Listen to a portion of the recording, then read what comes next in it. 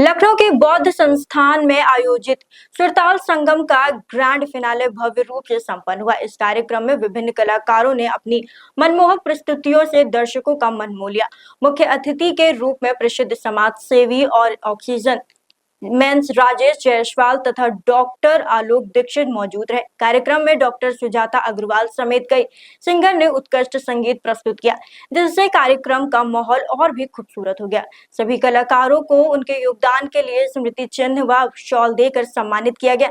इस कार्यक्रम के माध्यम से संगीत और संस्कृति को जन जन तक पहुंचाने का संकल्प भी दोहराया गया। आयोजक ने आने वाले समय में ऐसे कार्यक्रम आयोजित करने का भरोसा दिलाया। ताल संगम का ये वार्षिक उत्सव हो रहा है, साथ ही कई प्रतिभाएं यहाँ पर मंच में अपना प्रदर्शन कर रही हैं कला, और आपका भी कला से काफी जुड़ाव है। क्या कुछ कहेंगे सर यहाँ पर आकर? मैं यही कहूँगा कि आज लखा जी की याद में ये प्रोग्राम हो रहा है। सूर्य का संगम का 7वां सीजन है ये, और जय श्रीवास्तव जी बहुत मेहनत करती हैं। जिस तरह से पूरे देश से लोगों को बुलाती हैं, बेंगलोर से आई हैं, आगरा से आई हैं, कई जगह से लोग आए हैं। मुझे लगता है ये बहुत मेहनत का काम है, और ये उन्हीं का मुझे लगता है पेशेंस है, जो इतनी दूर दूर से इस तरह से मैनेज करना, इस कंपटीशन करा के और फाइनल करके यहाँ तक लाना, ये बहुत बड़ी बात है। मैं बहुत बहुत धन्यवाद उनको बोलता हूँ जिन्होंने इस तरह के प्रोग्राम में मुझे बुलाया। तो जो विजेता है उनको क्या संदेश देना? मैं ये कहना चाहूँगा कि जो संगीत है उसको कभी छोड़े नहीं, क्योंकि एक संगीत ही मुझे लगता है कि आम आदमी की ज़िंदगी में खुशियाँ बिखेरती है। तो हमेशा मुझे लगता है जो संगीत में समाया हुआ है वो हमेशा खुश रहता है, उसको कभी भी इससे पीछे नहीं हटता। सर आपकी भी जो एनजीओ है उसमें भी आप कई ऐसे कार्यक्रम का आयोजन कराते हैं जो कला और संस्कृति को आगे बढ़ाते हो, उसको उसमें आगे क्या कुछ हो रहा है उसके बारे में थोड़ा सा? देखिए, हम तो यही कहेंगे कि ये कला ही ऐसी है जो इसमें एक बार समा गया, वो कहीं भी। आज मैं सीतापुर था और मैं मीटिंग चल रही थी मेरी, और मैं बार बार हर 10 मिनट में टाइम देख रहा था, यार मुझे जाना है किसी तरह से, और मैं आया हूँ, घर पहुँचा हूँ, फटाफट वहाँ से भागा हूँ, क्योंकि मुझे लगता अंदर से लगता नहीं यार किसी भी तरह से इस तरह के प्रोग्राम को नहीं छोड़ना चाहिए। और मैं खुद चाहता हूँ कि हर महीने इस तरह प्रोग्राम होते रहें, जो हमारे लखनऊ वासियों के लिए बहुत ही है। साथ ही हमारी जो सबकी प्रिय लता दीदी है उनको श्रद्धांजलि अर्पित की जा रही है। सभी अपनी तरफ से उनको अपने श्रद्धा के पुष्प अर्पित कर रहे हैं। क्या कुछ कहेंगे सर यहाँ? ये इस बार इस कार्यक्रम का 7वां एडिशन था। 7 बार से ये हो रहा है। मुझे पहली बार पता चला, मैं आया हूँ इस बार, और बहुत सुंदर कार्यक्रम हुआ। बच्चों का कंपटीशन हुआ, उसके बाद अभी अच्छे बड़े बड़े जजेस आए थे, उन लोगों ने सबने अपनी अपनी परफॉर्मेंसेस दी। लता जी के लिए यही श्रद्धांजलि। हम लोग उनके गीतों, वो कहीं तो है नहीं, वो हमारे साथी हैं, और हम लोग उनके गीत सुन रहे हैं, बचपन से सुनते रहे, अभी भी गा रहे हैं, तो यही उनके लिए सच्ची श्रद्धांजलि है। जो बच्चे जीते हैं उनको क्या संदेश देंगे, और आपके द्वारा ये जितने आए हैं ये सारे विनर्स ही हैं। अब आज जिसने अच्छा गाया वो 1 2 3 कोई नंबर उनको मिल जाएगा, लेकिन इसका मतलब ये नहीं है कि उनमें से कोई किसी से कम है। सब एक बराबर हैं, सब अच्छे कलाकार हैं। क्या कुछ कहेंगे जो इतने बढ़ते हुए सितारों को मंच दे रहे हैं, उनकी प्रतिभा को आगे बढ़ाने? ये बहुत अच्छा आइडिया है। छोटे बच्चों को आगे बढ़ने का लोकल लेवल पे सबसे अच्छा चांस है। उत्तर प्रदेश के लेवल पे अब ये हो रहा है, और इसके बाद ये बच्चे आगे जाएं और स्पर्धाओं में, आजकल टीवी में, मीडिया में इतने ज़्यादा इस तरह के कंपटीशन में, और आगे अपना कैरियर म्यूजिक में बनाएं। हम लोग तो ये चाहते हैं। मेरा नाम डॉक्टर आलोक दीक्षित है। वैसे मैं मेडिकल प्रैक्टिस में हूँ, मैं पैथोलॉजिस्ट हूँ, लेकिन मैं संगीत से जुड़ा हुआ हूँ, तो ये कह सकते हैं कि मैं रोजी रोटी के लिए वो करता हूँ और दिल के लिए ये करता हूँ। हम लोग पहले से कोई तैयारी नहीं की। मैम आज सुरताल संगम का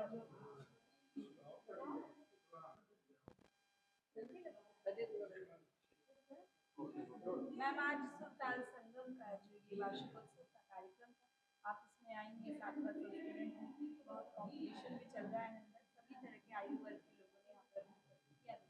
आप कुछ कहेंगे? सभी प्रस्तुतियाँ एक से बढ़कर एक थी, और पूरे भारतवर्ष से, राज्यों से इसमें प्रतिभागी भाग लेते हैं, और ये सीज़न 7 था, और मैं भी इस सुर साधिका से सीज़न 2 से जुड़ी हूँ, और जब सीज़न 2 हुआ था तो मैं भी इसमें एक पार्टिसिपेंट थी, लेकिन आज सीज़न 2 से सीज़न 7 तक एक जज का सफ़र मैंने तय किया इस सुर साधिका के माध्यम से। मुझे ये कॉन्टेस्ट बहुत अच्छा लगता है क्योंकि जया श्रीवास्तव मैम बहुत मेहनत करती हैं अपनी सुरताल संगम संस्था को मेंटेन करने में, उसे बनाए रखने में, और उनका ये सुरताल संगम हमेशा बहुत तरक्की करे। आज आपके बेटे ने भी यहाँ पर परफॉर्मेंस दी है, उसको लेकर क्या कुछ कहेंगे, कितने उत्साहित हैं आज? जी, आज ये मेरा बेटा स्वरित अग्रवाल कक्षा 8 में पढ़ता है और ये भी म्यूज़िक में क्योंकि मुझे सुनता है, करता है, लेकिन इसका इतना पैशन है कि अपने आप ही ये गिटार सीख रहा है अपने आप। कोई इसका गुरु नहीं है, सिर्फ़ इसका भगवान इसके अंदर जो ब्लड में है, वो ये उसी से सीख रहा है। और कीबोर्ड करता था, लेकिन आज इसने मुझे बोला कि मैं आपके साथ गाऊँगा। तो आज हमने इसके लिए फिर यहीं से गिटार लिया। एक भैया से हमने बात करी, गूगल से शॉप देखी, फिर इसने यहाँ परफ़ॉर्मेंस दिया है। नई प्रतिभाओं को प्रतिभा जितनी भी हैं उनको मेरा यही संदेश है कि वो जितने भी संगीत में हैं सुर और ताल को ध्यान से समझें।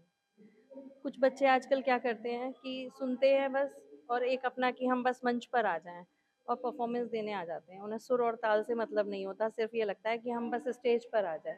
लेकिन मेरा उनको यही संदेश है कि वो सुर और ताल को समझें। उसमें जितना रमेंगे, जितना रियाज करेंगे, उतना वो कला उन्हें निखार देगी।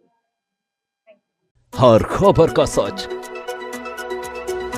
हम ला रहे हैं वो खबरें जो आपको जाननी चाहिए, सच, सरोकार और सोच के साथ। जवाबदेही की पत्रकारिता अब होगी साफ और सटीक।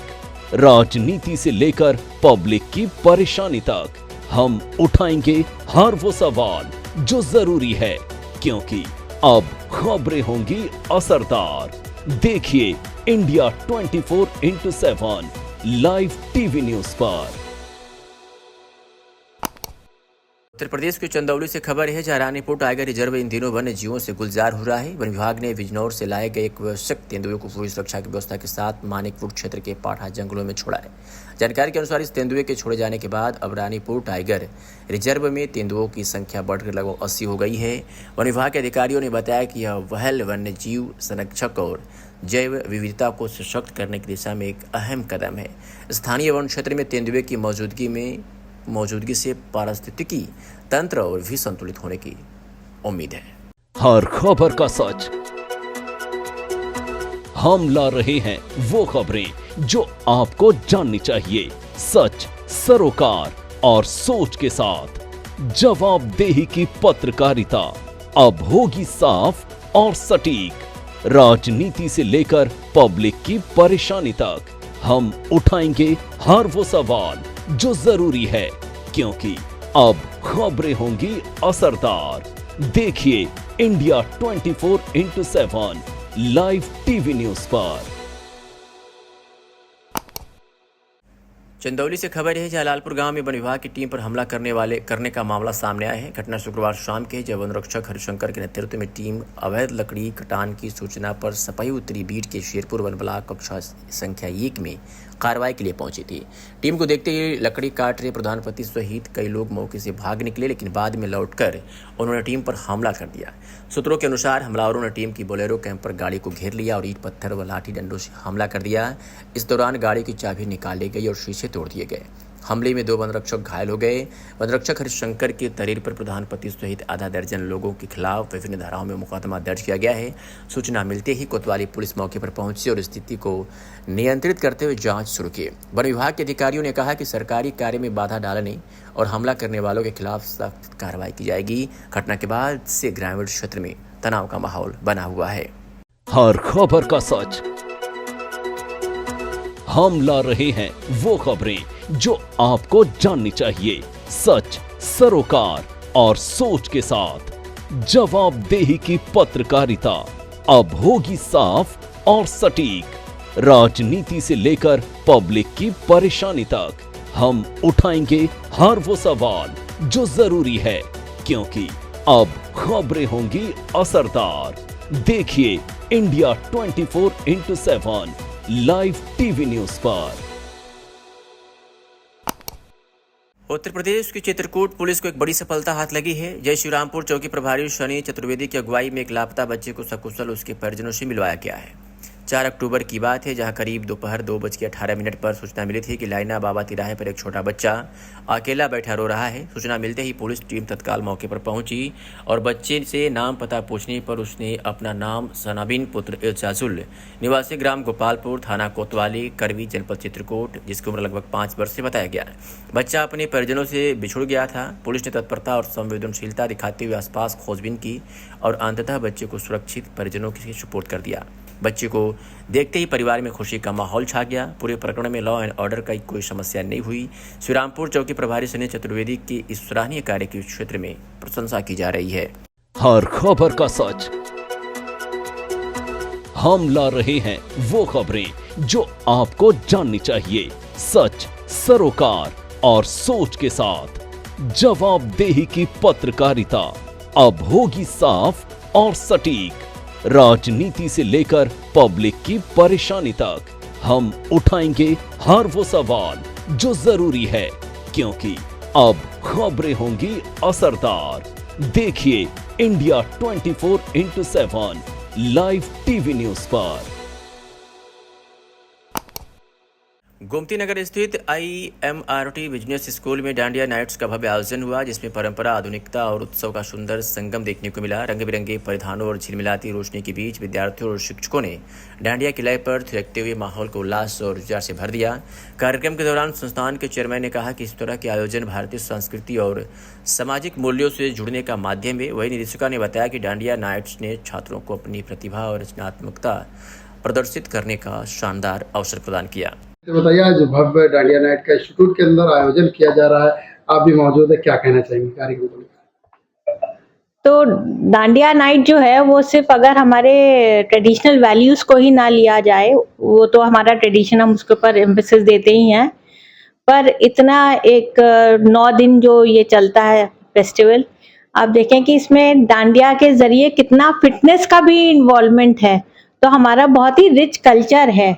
हमारे हर फेस्टिवल में, चाहे वो डांडिया हो, उसमें एक फिटनेस लेवल भी बहुत इन्वॉल्व है। मैं खास तौर से उस वे में इसलिए देखती हूँ, मैं खुद स्पोर्ट्स बैकग्राउंड की हूँ, तो मैं सोचती हूँ कि ये, और हर एज के लोग करते हैं इसको। तो आप अगर आप देखो कि कितना फिटनेस लेवल कितना अच्छा हो जाता है एक इवन एजेड लोगों के लिए। तो इस तरह की जो एक्टिविटी है हर कॉलेज परिसर में होनी चाहिए। हम लोग के टाइम पे, हम जब छोटे थे तब डांडिया इतना नहीं होता था, पर अब हम देखते हैं कि अब बहुत सारे कॉलेजेस करा रहे हैं dandiya on a massive scale, और ना ही कॉलेजेस करा रहे हैं, पर हमने देखा बच्चों में भी बहुत रुचि, उसकी इंटरेस्ट आ गया है। एंड उस ओकेजन के लिए वो ड्रेसअप होते हैं, वो जो राजस्थानी और गुजराती ड्रेस होता है वो पहनते हैं, तो बहुत ही कलरफुल और हैप्पी माहौल भी हो जाता है। पूरा इंट्रो दे दिए अपना। तो मैं रचना गोविल हूँ, मैं भारतीय खेल प्राधिकरण से एग्जीक्यूटिव डायरेक्टर पोस्ट से रिटायर हुई हूँ और मैं अर्जुन अवार्डी हूँ। सर, आपके इंस्टीट्यूट में इस बार भव्य रूप से डांडिया का आयोजन किया जा रहा है, क्या कहना चाहेंगे और इस बार किस तरह की सुविधाएं यहाँ पर रहेंगी छात्रों के लिए? देखिए, डांडिया नाइट हम कई साल से हर वर्ष करवाते हैं, और डांडिया नाइट का बेसिक जो कंसेप्ट है, दुर्गा पूजा के आसपास, दशहरा, दीपावली से डांडिया नाइट को लोग इसको एक स्पेशल डांस समझते हैं, लेकिन हम इसको अपनी इंडियन कल्चर के बारे में बच्चों को, स्टूडेंट्स को दुर्गा पूजा का क्या महत्व है, दीपावली का क्या इम्पोर्टेंस है, दशहरा की क्या इम्पोर्टेंस है, राम की क्या इम्पोर्टेंस है, उसके साथ ब्लेंड करके और पूजा पाठ के साथ एक इसको रिलीजियस फेस्टिवल की तरह से सेलिब्रेट करते हैं। ठीक है, डांडिया नाइट पिछले साल या हर साल हमारी लगभग होती है, और इसको स्टूडेंट ही बेसिकली ऑर्गेनाइज करते हैं। हमारी फैकल्टी, डायरेक्टर और हम लोगों का रोल उनको इंफ्रास्ट्रक्चर प्रोवाइड करना, सेफ्टी सिक्योरिटी प्रोवाइड करना, खाने के स्टॉल इत्यादि प्रोवाइड करना, डेकोरेशन जो आप देख रहे हैं ये सब कॉलेज प्रोवाइड करता है, लेकिन ऑर्गेनाइज स्टूडेंट अपने हिसाब से ही करते हैं। सर, पिछले कई वर्षों से लगातार इसका आयोजन किया जा रहा है, इस साल सर खास क्या रहा है? इस साल खास, अगर खास में देखा जाए तो पिछली बार हम स्टूडेंट और कॉलेज की फैकल्टी ही ऑर्गेनाइज करती थी। अब की बार कोई बॉम्बे की एक कोई इवेंट कंपनी है जो स्पेशलिस्ट है डांडिया नाइट कराने में, उन्होंने लखनऊ में और बाकी शहरों में प्रोफेशनली, जैसे लुल्लू मॉल या पीछे कई पार्कों के, जन्मेश्वर मिश्रा पार्क, कई जगह के ऊपर वो स्टूडेंट्स को या डांडिया के लिए लेडीज को, जेंट्स को ट्रेन करते हैं। डांडिया के स्टेप्स बताते हैं, और एक्चुअली डांडिया गुजरात से, जैसे गुजरात से आया है तो डांडिया कैसे परफॉर्म किया जाता है, कैसे छड़ी को एक्चुअली टेक्निकली कैसे यूज किया जाता है, उन्होंने हमारे बच्चों को प्रैक्टिस करवाया है। और सारा उसकी एंकरिंग से लेकर के समापन तक, साउंड का सिस्टम, एंकरिंग और सब कुछ, वो मैं कंपनी का नाम तो भूल गया हूँ, कोई नाम मुझे याद नहीं है, लेकिन बॉम्बे की एक प्रोफेशनल कंपनी है, इवेंट मैनेजमेंट कंपनी ना, actually that is dandiya management company. वो गरबा और डांडिया ही कराते हैं, उस कंपनी को हमने अब की बार एग्रीमेंट किया है। सर बात कर लें, आज आपके यहाँ चीफ गेस्ट के रूप में कौन कौन लोग मौजूद? चीफ गेस्ट तो देखिए इसमें भगवान है, हमारा मुख्य अतिथि तो भगवान है, तो भगवान के फंक्शन में आदमी चीफ गेस्ट हो नहीं सकता, आप जानते हैं, सारे गेस्ट हमारे, है ना। वीआईपी भी रहने वाले? वीआईपी सारे वीआईपी हैं, आप वीआईपी हैं, मैं वीआईपी हूँ, मेरे से बड़ा कौन वीआईपी है और आपसे बड़ा कौन वीआईपी है। आज के दिन डांडिया का उत्सव है, तो आज के जो युवा हैं उनको क्या संदेश देंगे आप? युवा को ये संदेश दे रहे कि इंडियन जो कल्चर है, इंडियन जो फेस्टिवल्स हैं, उनकी अपनी बहुत बड़ी इम्पोर्टेंस होती है। हम लोगों को चाहे कोई भी धर्म का हो, हिंदू हो, मुस्लिम हो, क्रिश्चियन हो, उनके फेस्टिवल्स की इम्पोर्टेंस समझनी चाहिए। और बच्चों को एक्चुअली जो इससे आप एक जो ये एडिक्शन है मोबाइल की या डिफरेंट चीज़ों की, उस एडिक्शन से हट करके जिस धर्म के भी आप हैं उस धर्म के बारे में उसकी डेप्थ नॉलेज होनी चाहिए। डांडिया की, देवी की, देवता की, राम की, रामायण की, महाभारत की, दीपावली का सिग्निफिकेंस क्या है, तो सब चीज़ों का इम्पोर्टेंस, यही हमारा संदेश है इसके अंदर। स्टूडेंट्स को हमें, ये तो हमारे पास एक बहाना है, dandiya night is not entertainment source of entertainment, it is a learning process of the, but is the significance of the Hindu culture. ये इसका मैसेज है कि हिंदू कल्चर के बारे में, क्योंकि हिंदू कल्चर का बहुत बड़ा फेस्टिवल है ये, और डांडिया नाइट एक दिन की नहीं होती, कई दिन चलती है। गुजरात में आप देखते होंगे टीवी वगैरह के ऊपर, तो इंडियन कल्चर को सेलिब्रेट करना चाहिए, यही एक संदेश है। हर खबर का सच, हम ला रहे हैं वो खबरें जो आपको जाननी चाहिए, सच, सरोकार और सोच के साथ। जवाबदेही की पत्रकारिता अब होगी साफ और सटीक। राजनीति से लेकर पब्लिक की परेशानी तक हम उठाएंगे हर वो सवाल जो जरूरी है, क्योंकि अब खबरें होंगी असरदार। देखिए इंडिया 24/7 लाइव टीवी न्यूज पर। लखनऊ में कोठारी प्रोडक्ट्स यानी पान पराग पर 500 करोड़ की राजस्व चोरी का गंभीर आरोप सामने आया है। इस मामले को राष्ट्रीय मानवाधिकार सुरक्षा परिषद ने उठाते हुए विभागीय मिलीभगत का आरोप लगाया है। संस्था का कहना है कि विभागीय अधिकारियों की संलिप्तता के चलते कंपनी से बकाया वसूली नहीं की गई। परिषद ने तत्कालीन आयुक्त एससी जाना पर करोड़ों रुपए की रिश्वत लेने का भी आरोप लगाया है।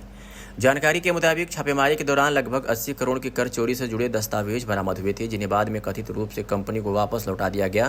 संस्था ने दोषियों की संपत्ति की जांच और कठोर कार्रवाई की मांग की है। साथ ही चेतावनी दी है कि यदि शीघ्र कार्रवाई नहीं की गई तो राष्ट्रीय स्तर पर आंदोलन और प्रदर्शन किया जाएगा।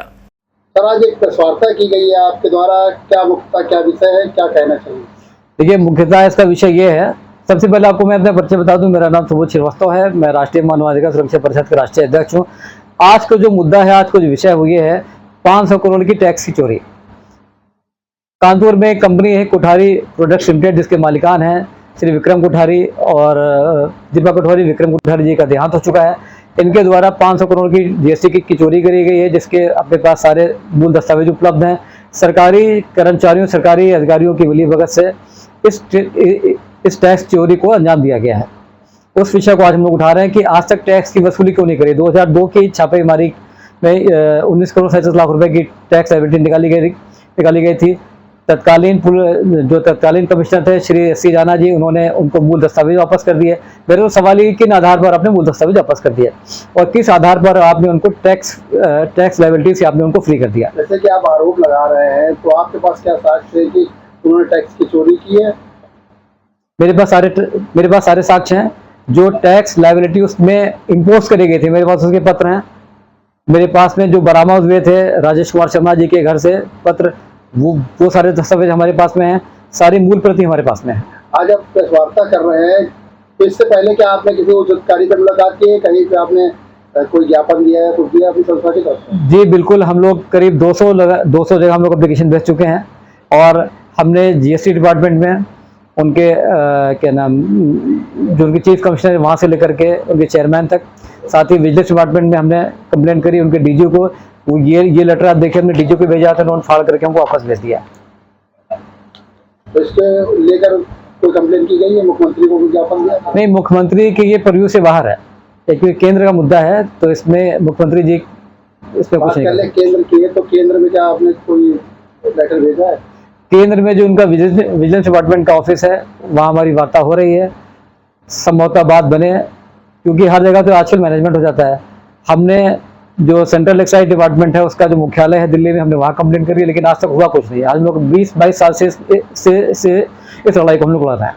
मीडिया के माध्यम से क्या चाहते हैं आप? मैं चाहता हूँ मीडिया के माध्यम से इस बात को केंद्र सरकार तक पहुँचाया जाए, वित्त मंत्रालय तक पहुँचाया जाए, फाइनेंस सेक्रेटरी तक पहुँचाया जाए और माननीय प्रधानमंत्री जी तक इसको पहुँचाया जाए, और फिर सीबीआई जाँच हो। बिना सीबीआई जाँच के इसमें कुछ होने वाला नहीं है। हर खबर का सच हम ला रहे हैं वो खबरें जो आपको जाननी चाहिए, सच, सरोकार और सोच के साथ। जवाबदेही की पत्रकारिता अब होगी साफ और सटीक। राजनीति से लेकर पब्लिक की परेशानी तक हम उठाएंगे हर वो सवाल जो जरूरी है, क्योंकि अब खबरें होंगी असरदार। देखिए India 24x7 live TV news पर।